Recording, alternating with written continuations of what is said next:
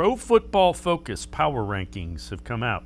Chiefs number 1, Buccaneers number 2, Bills 3, Ravens 4, Browns down at number 8. And Pro Football Focus has the Browns Super Bowl win probability at 6%. What do you think, Mac?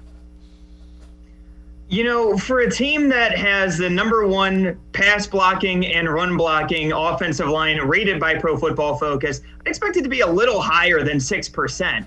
You know, obviously you had some of the turnover from the Ravens this offseason on defense and on their offensive line, trading Orlando Brown Jr.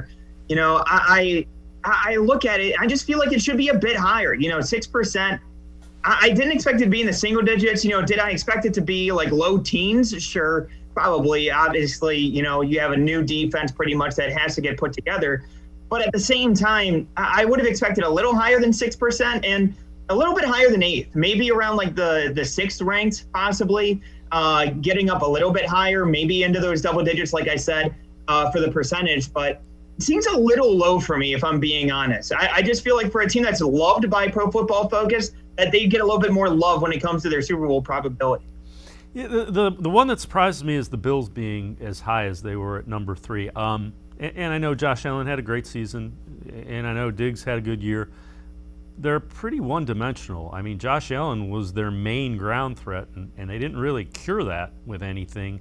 So if he has any type of, you know, comeback regression type of season from the quarterback position, I think they're going to come back to the pack a little bit, being the Bills. Yeah, and that's the one thing that I look at with the Bills is that you mentioned it with their running game. It's spot on because, you know, Zach Moss, I think, is a talented guy. Devin Singletary's a bit limited in my opinion, but I do think that Josh Allen, he played very well last year. I want to make sure I say that, but at the same time, there is a possibility for him to regress and for him to come back down to earth a little bit. And I do think that it's a possibility that is definitely worth exploring. And I think that, you know, at least entertaining, I should say, because at least when it comes to every single year, there's always some teams that, you know, rise up and there's always some teams that fall down just a little bit and maybe fall just below expectations. And it wouldn't shock me if the Bills fall into that category because I do think that Josh Allen is a talented player and he's improved vastly from where he was in college. I personally, I wasn't a fan of Josh Allen coming out of the NFL draft in 2018. I was a Baker guy. But at the same time, you know, I give him credit for what he's been able to do.